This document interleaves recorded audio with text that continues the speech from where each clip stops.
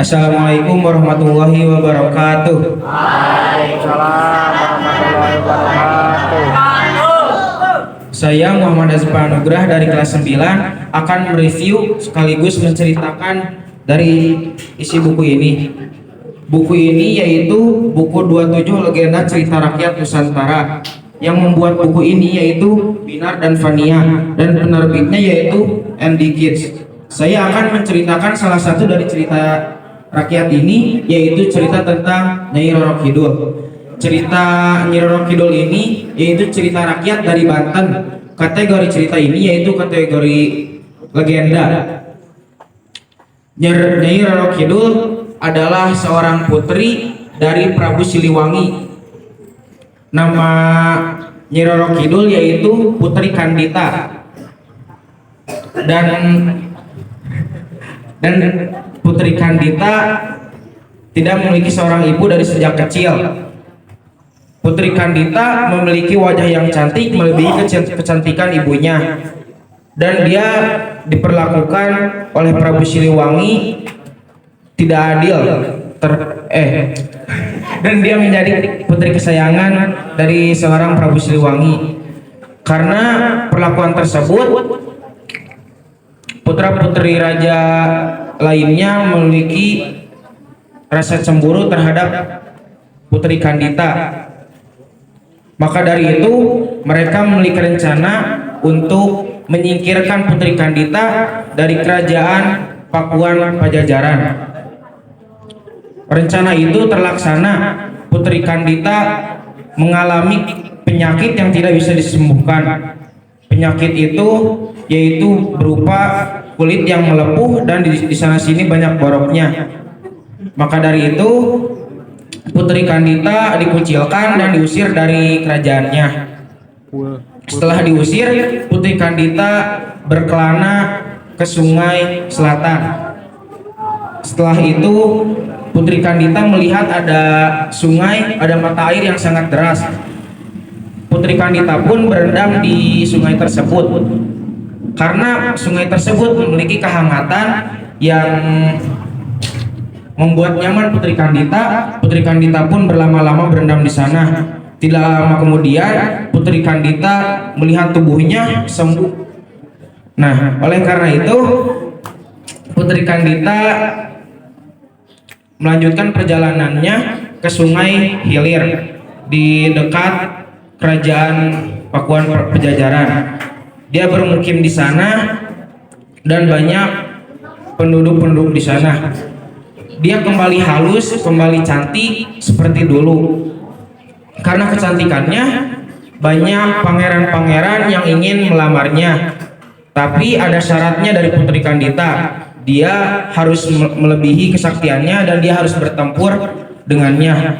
Kalau bisa dia bisa menjadi pasangannya. Nah, kalau dia kalah, sebaliknya dia harus tunduk terhadap Putri Kandita dan dia harus menjadi pengiringnya. Nah, putri banyak yang bertempur dengannya, tetapi tidak ada yang memenangkannya. Akhirnya Putri Kandita pun menjadi penguasa Laut Selatan dan diberi gelar Kanjeng Ratu Nyai Roro Kidul atau ratu penguasa Laut Selatan. Hikmah yang bisa diambil dari cerita tadi yaitu kita harus memperlakukan adil terhadap setiap orang, dan kita tidak boleh memiliki rencana buruk untuk menyingkirkan orang lain. Terima kasih. Sekian yang dapat saya sampaikan. Mohon maaf bila ada kesalahan. Wassalamualaikum warahmatullahi wabarakatuh.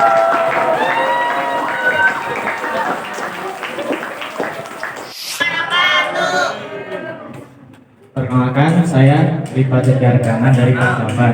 Saya akan mereview buku dengan judul The Potential Dream. Buku ini ditulis oleh Devi dan Yazid dan diterbit oleh Terang Sejati.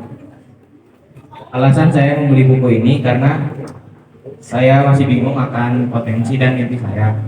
Jadi buku ini membantu apa itu potensi dan mimpi. Untuk awal-awal, pertama kita harus mengetahui apa mimpi kita. Setiap orang mempunyai mimpi dan potensinya masing-masing. Dalam menggapai mimpi tersebut, kita harus menjalankan proses. Proses ini kita harus belajar banyak hal. Salah satu contohnya yaitu dengan lingkungan kita. Lingkungan kita juga berpengaruh untuk diri kita sendiri. Ada satu quotes yaitu when you are the smartest kid in the room, you are in the wrong room. Artinya,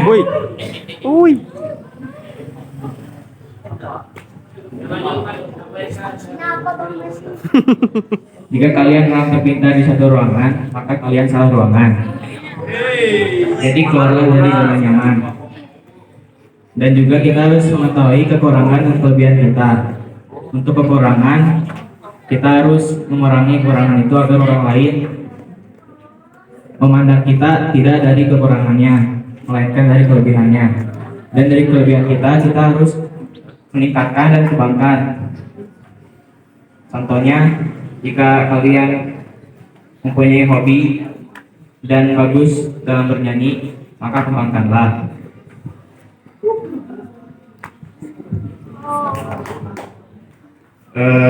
Jika kita sudah menggapai mimpi,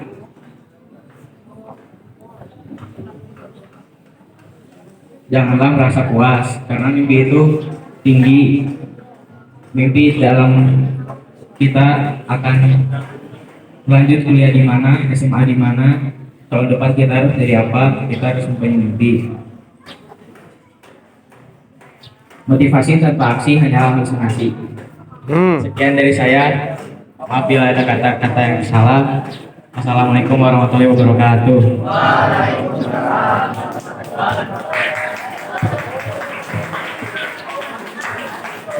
Baik, terima kasih.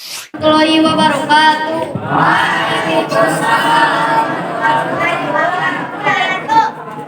Saya akan membacakan buku Tanhina Panajina. Pencipta buku ini Adida Ummu Saidah, penerbit Duma Insani.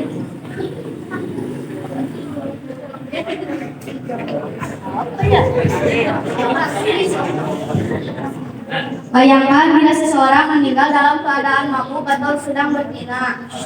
Lalu apa yang kita harapkan ketika nyawa sudah berpulang kepada Sang Maha Pencipta? Padahal Nabi pernah berkata dalam riwayat Jabir Rasul alaihi salam bahwa manusia akan dibangkitkan pada hari kiamat sesuai dengan keadaan ketika ia meninggal dunia. Bila demikian,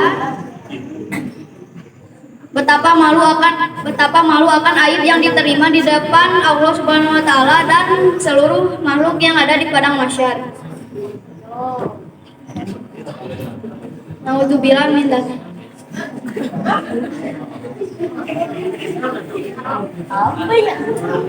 Bertobat dan menyesalah dari sekarang sebelum hari penyesalan tiba yang tak memberi kesempatan serta tebusan. Isi yang saya bisa sampaikan di cerita ini, janganlah kalian berzina karena zina adalah suatu perbuatan dosa.